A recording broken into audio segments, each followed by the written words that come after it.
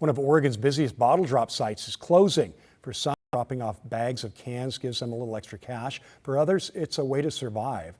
Harley Coldiron has a look at how the closure is exposing a big divide. Friday is the last day at the North Portland BottleDrop, and you can see the line wraps around the corner. It's one of the most successful in the state, with nearly 700 million containers recycled since it started. But after complaints by nearby business owners, Friday is the last day.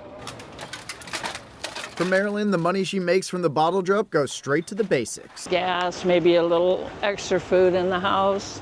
She's one of many that's been here since it first opened in 2014. It's sad, people really need this, you know. Since the bottle bill passed, the nonprofit says nearly 90% of cans and bottles are now recycled, one of the highest rates in the nation. We have about 800 customers a day coming through here. And while this location is one of the most successful in the state, it takes everybody kind of leaning in to find solutions, and I think we really have demonstrated that we're willing to do that in our span of control. Business owners like Fred say it's hurting their bottom line. We're just frustrated, and we don't see any help at all. Fred says some who use the BottleDrop also bring trouble, trash, and break-ins. Because every week people are trying to come in here and steal, every month.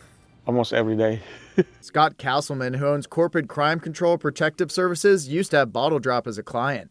Open air drug use, employees who are feeling unsafe. He says it's a great company, but unfortunately a minority of customers create the majority of problems. We've seen from our experience have mental health issues and substance abuse issues. KGW's cameras on Friday capturing security officers kicking out people doing drugs and under serious distress. With the closure of the North Portland store, BottleDrop says it's moving to more drop doors and green bags. It's where you can just put the bottles in directly. They say it's going to cause less issues, less crime, less people hanging out, and hopefully less issues for business owners. However, other neighbors say it's not that simple. It is sad to see that the businesses, the general population, don't want the homeless to exist anywhere. Not in my neighborhood, they always say. And people like Marilyn worry about where she'll go now that this BottleDrop is closed. It would be nice to have one close by. This was handy for me, and I'm sure it was for a lot of people. In North Portland, Harley Coldiron, KGW News.